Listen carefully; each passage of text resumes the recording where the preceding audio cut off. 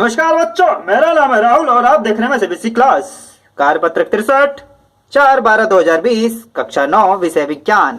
ठीक है, पाठ का नाम है परमाणु की संरचना और इसके अंदर जो टॉपिक पढ़ेंगे आज हम परमाणु संख्या एवं द्रव्यमान संख्या। ठीक है, तो इससे पहले बहुत इंपॉर्टेंट मैं आपको ये दिखाना जो पेपर में जो आपकी वर्कशीट है आप ध्यान से पढ़ना आपकी बात। जो ये एससी 2 का पेपर है, ठीक है, ये देखिए हिंदी वालों को बच्चे, इंग्लिश वाले के लिए तो मैंने अपलोड भी कर रखा है ये। तो जो नए बच्चे उनको भी दिखा देता हूँ और जो पुराने बच्चे वो भी देखिए कि आपका कैसे आया है। ये 3 नंबर में पूछा गया, आप यहाँ से देखेंगे तो ये 3 नंबर का ना, पीछे भी 3 ही नंबर का है।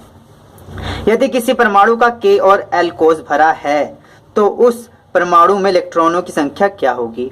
समझ रहे हो, ये पिछली अगर वर्कशीट देखेंगे आप, वर्कशीट 62, तो आप क्लियर हो जाएगी इस चीज का।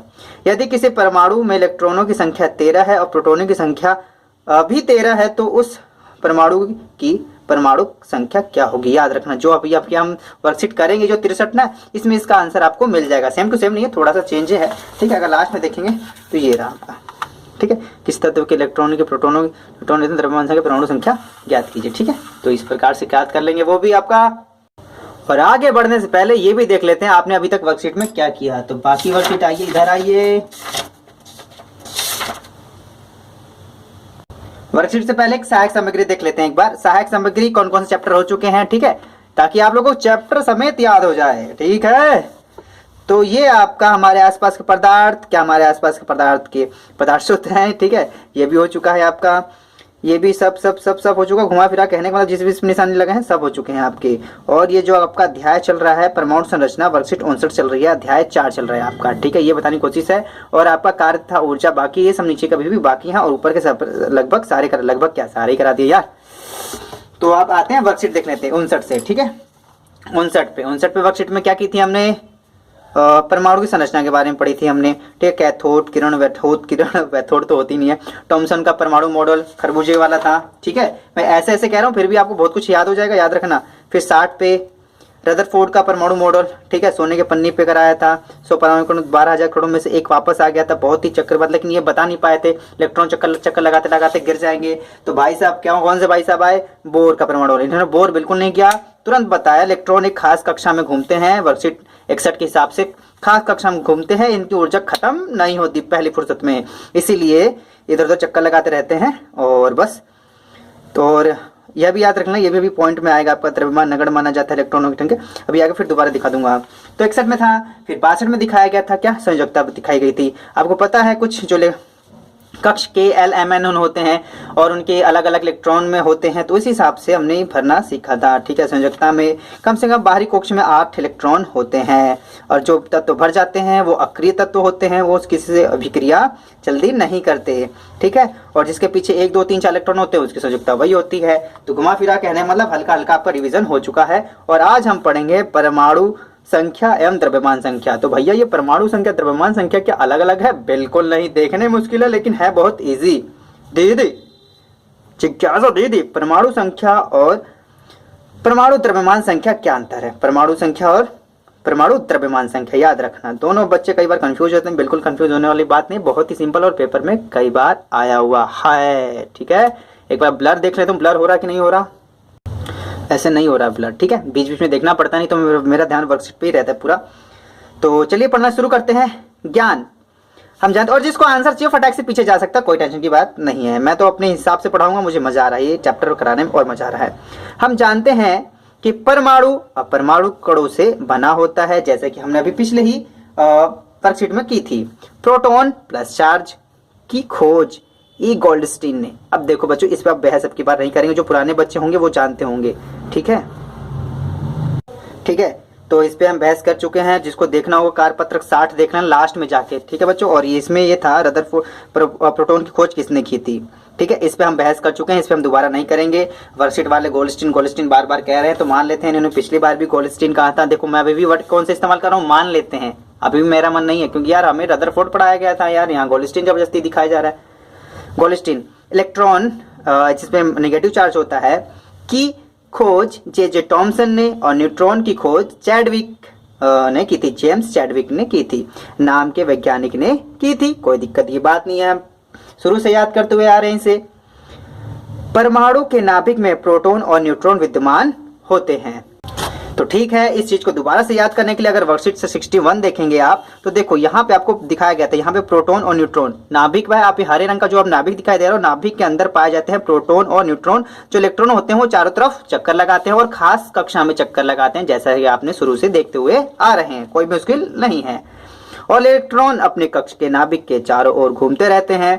पहले मास्क लगाते हैं कि नहीं लगाते, ये पूछ के बताइएगा आप मेरे को। अगर कोई मिल जाए आपको इलेक्ट्रॉन तो पूछ के बताइएगा कि वो घूमते तो मास्क लगाते हैं कि नहीं लगाते हैं।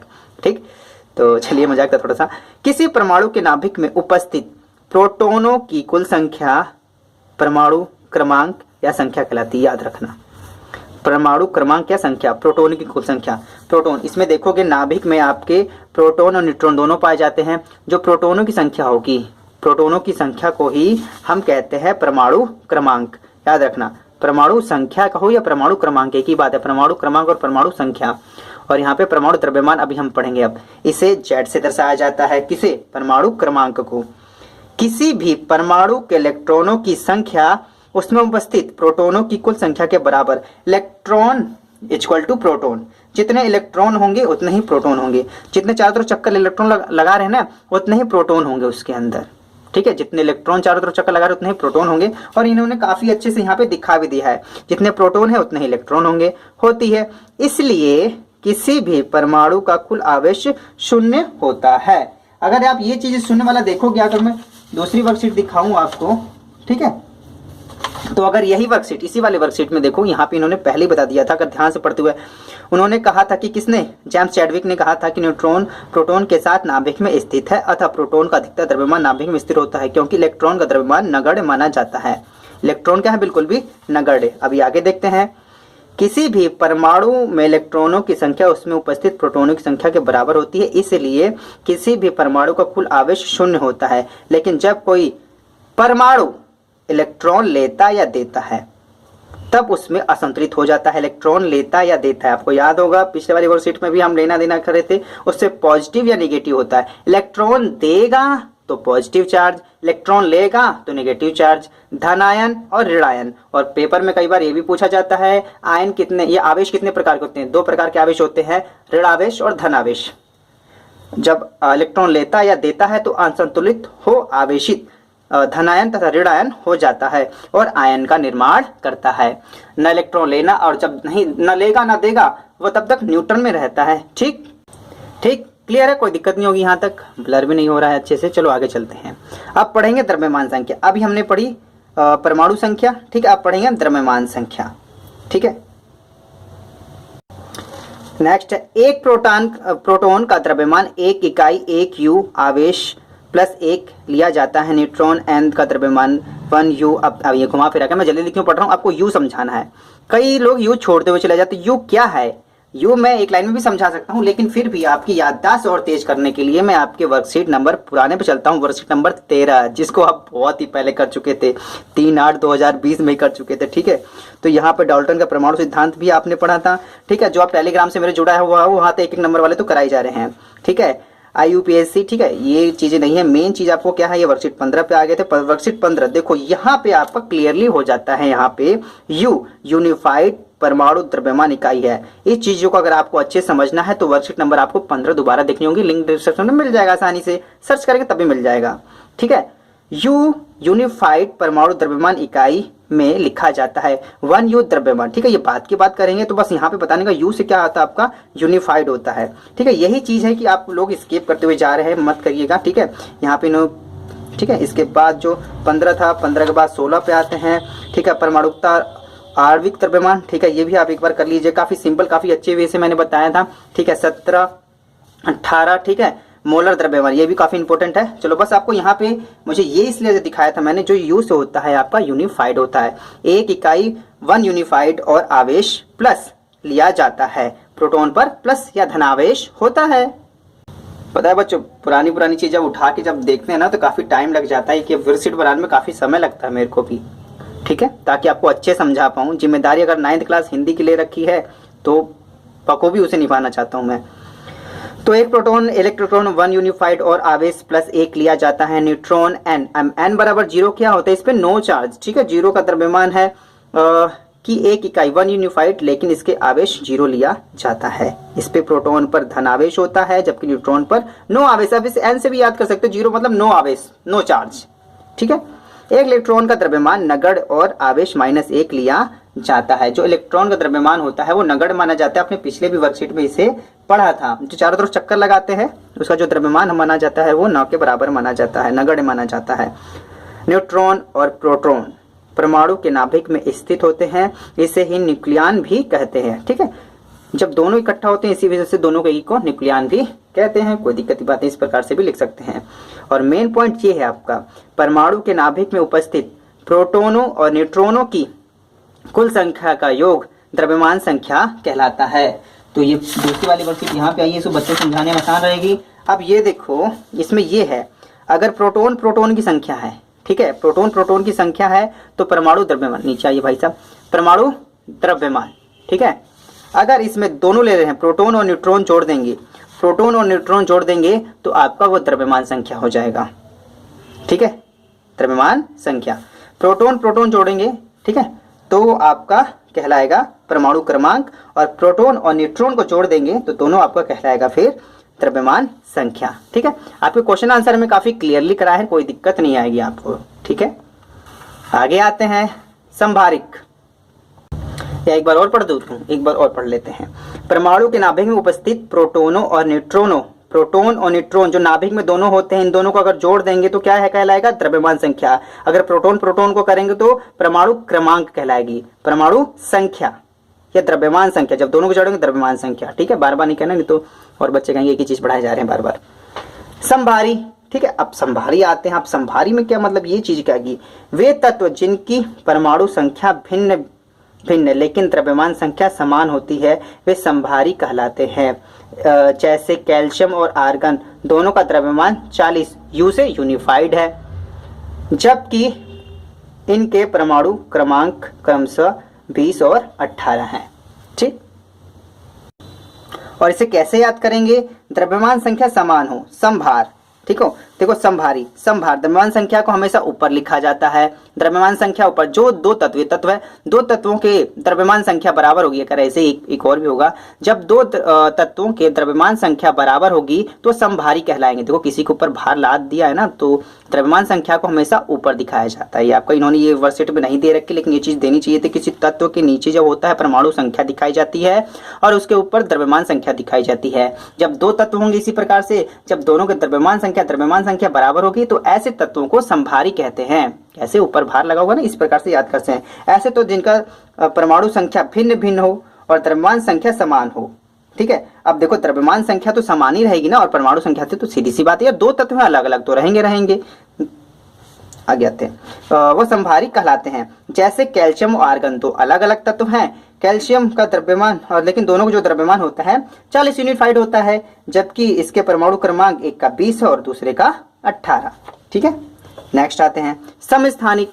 अब देखो समस्थानिक क्या होता है, एक ही स्थान होगा, समभार में एक जैसा भार होगा, समस्थान में एक जैसा स्थान होगा। इस प्रकार से विशेष मतलब लिंक करके याद कर सकते, एक ही स्थान होगा। देखो C17 को जो क्लोरीन है आपका सॉरी, जो क्लोरीन है आपका 17 पे आता है।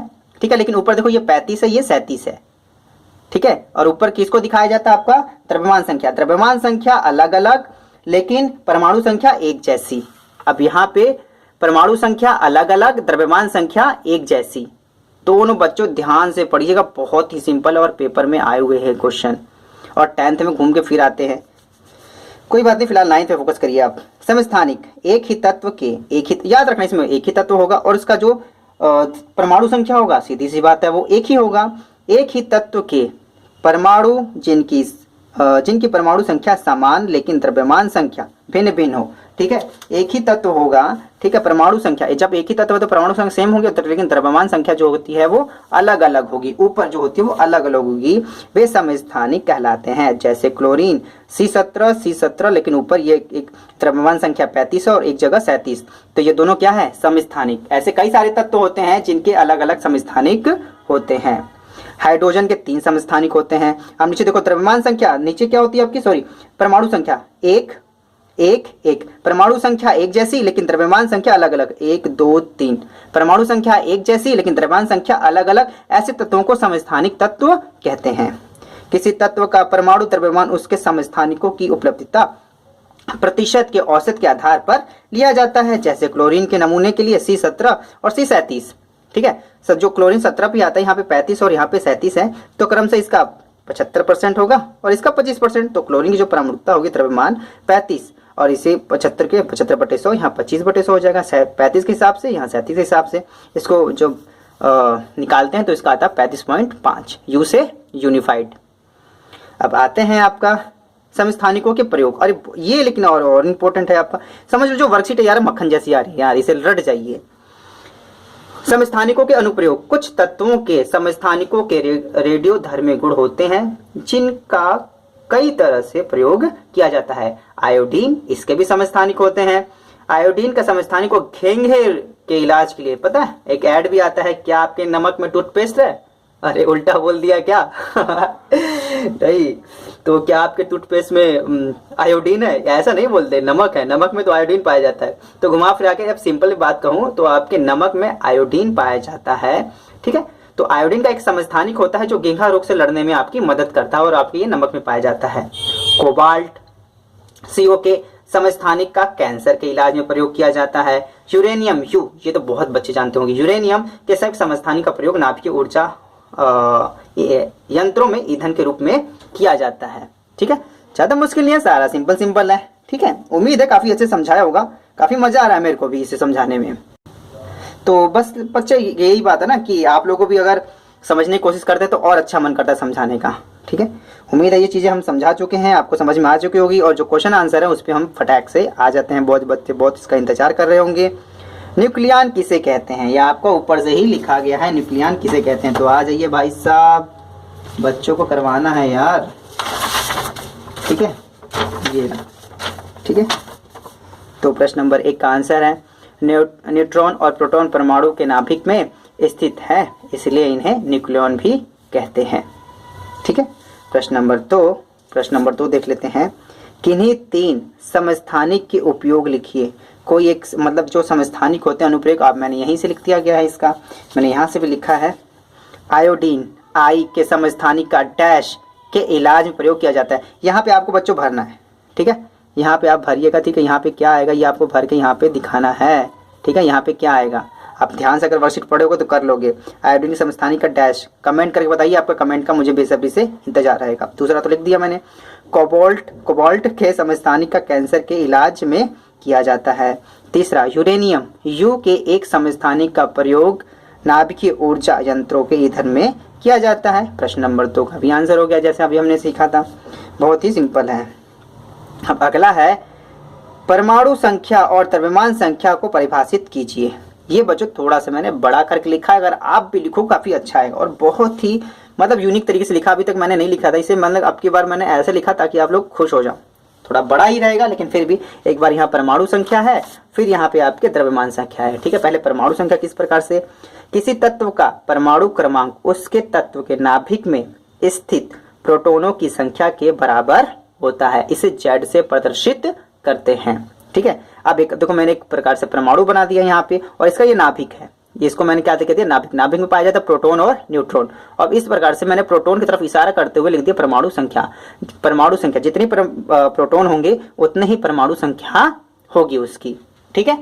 तो याद रखना, अगर चित्र बना देते हो तो आपके जो टीचर हो तो समझ जाते हैं आपको क्या कहना चाहते हैं, तो आप फुल मार्क्स मिलते हैं इसमें, ठीक है। तो इसमें अब आपको बताना है द्रव्यमान संख्या, जैसे हम ऊपर भी कर चुके हैं लेकिन फिर भी एक बार इसे कर देते जल्दी से। द्रव्यमान संख्या किसी परमाणु के नाभिक में मौजूद प्रोटॉनों तथा न्यूट्रॉनों की संख्या के योग के द्रव्यमान संख्या कहलाती है। दोनों का अगर योग करेंगे को उसका द्रव्यमान संख्या कहते हैं। मैंने एक प्रकार से परमाणु बनाया, इसमें नाभिक में देखो, इसको मैंने लाल रंग से बताया, ये नाभिक है आपका, इसमें प्रोटॉन और न्यूट्रॉन पाए जाते हैं। दोनों को अगर कर लेते हैं, दोनों को कहेंगे तो द्रव्यमान संख्या आएगी। तो यहाँ सिंपली आप आसानी से समझ सकते हैं, ये चीज भी लिख लीजिएगा। कोई भी जो तत्व होता है आपका, जो कोई भी तत्व होता है आपका, चौथा अर्थ भाई, कोई तत्व होता है, ऊपर द्रव्यमान संख्या होती है, नीचे परमाणु संख्या और ये तत्व का प्रतीक। बच्चों ये इंपॉर्टेंट है, आपके वर्कशीट में क्यों नहीं दिया मुझे खुद नहीं समझ में आ रहा है। ये आपको ये चीज देनी चाहिए थी। किसी तत्व के जो ऊपर होते हैं द्रव्यमान संख्या और परमाणु संख्या। इसी से आप क्या याद कर सकते हो, याद रखना, इसने क्वेश्चन में नहीं दिया लेकिन क्वेश्चन ये भी बनता है, संभारी समस्थानिक बताइए, तो इससे आप इसे याद कर सकते हो। ठीक है, तो ये इसे आप बना लीजिएगा अच्छे से। इसे अगर ब्रैकेट में भी बंद कर देंगे कोई दिक्कत नहीं आएगी। ठीक है, आपको याद हो जाएगा। ठीक है, क्वेश्चन नंबर 4, किसी तत्व के 6 इलेक्ट्रॉन, 6 प्रोटॉन तथा 6 न्यूट्रॉन हैं। ठीक है, तो जैसे मैंने आपको क्वेश्चन दिखाया था भाई साहब, क्वेश्चन आइए इधर, 1.5 नंबर का क्वेश्चन है आपका। ठीक है, तो ये तो हम देख ही चुके थे, ये वाला, यदि किसी परमाणु के इलेक्ट्रॉनों की संख्या प्रोटोनों की संख्या, ठीक है, 13 है, इलेक्ट्रॉनों की संख्या भी दे रखी है, प्रोटोनों की संख्या भी दे रखी है, तो उसके परमाणु संख्या क्या होगी। ठीक है, और यहाँ आपका दिया गया है किसी तत्व के 6 इलेक्ट्रॉन, 6 प्रोटॉन तथा 6 न्यूट्रॉन है, सभी 6 हैं। इसकी द्रव्यमान संख्या तथा परमाणु क्रमांक ज्ञात कीजिए। देखो द्रव्यमान संख्या, ठीक है, और परमाणु क्रमांक, अरे तो परमाणु संख्या भी आपने पढ़ी थी, तो याद रखना, ये देखो ये रही चीजें। आपको दोबारा से बता दूं, परमाणु क्रमांक कहें या परमाणु संख्या, दोनों एक ही बात होती है। ठीक है, द्रव्यमान संख्या तो याद रहती है, लेकिन परमाणु क्रमांक कहाँ से आ गया, तो कंफ्यूज मत होना, दोनों शब्द एक ही हैं। तो पहले द्रव्यमान संख्या निकालेंगे हम। ठीक है, प्रश्न नंबर 4, तो 4 का ये इस प्रकार से आपका द्रव्यमान संख्या प्रोटॉन प्लस न्यूट्रॉनों को जोड़ देंगे। अभी हमने सीखा था ना, अगर ऊपर मैं करके देखूं तो आपको द्रव्यमान संख्या निकालना, तो प्रोटॉन न्यूट्रॉन को जोड़ देते हैं। तो यहाँ पे आसानी से द्रव्यमान संख्या है प्रोटॉन प्लस न्यूट्रॉन, ये भी 6, ये भी 6, तुम भी 6, मैं भी 6, 6 6 6 6 12 12 12 12 12 12, इसका है आंसर। समझ में आया। और इसके बाद इसमें बताना था परमाणु क्रमांक ज्ञात करें, परमाणु क्रमांक ज्ञात करना है। तो अगर इसे पीछे पेज पलटेंगे, लिंक कराते चलते हैं यार, कोई दिक्कत नहीं है। परमाणु संख्या, ठीक है, जितने प्रोटॉन होंगे, ठीक है, तो यही है परमाणु संख्या या परमाणु क्रमांक, दोनों एक ही बात होती है। तो प्रोटॉनों की संख्या होती है, जब प्रोटॉनों की संख्या कितनी दी है इसमें 6, ये हो गया इसका आंसर। तो चलिए अब आगे चलते हैं।